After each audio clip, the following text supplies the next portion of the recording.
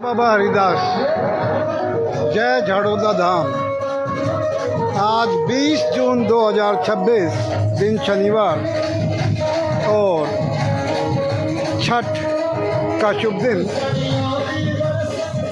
आज सुबह अपने निवास स्थान से चलकर अपने कुल देवता बाबा झाड़ोदे वाले जो हनुमान जी का अवतार माने गए हैं,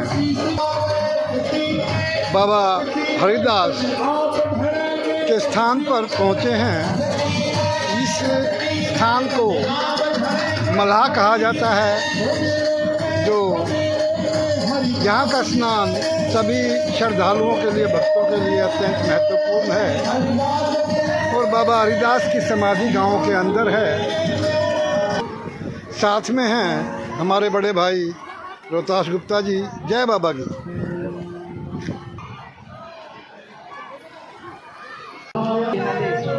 जय बाबा हरिदास की।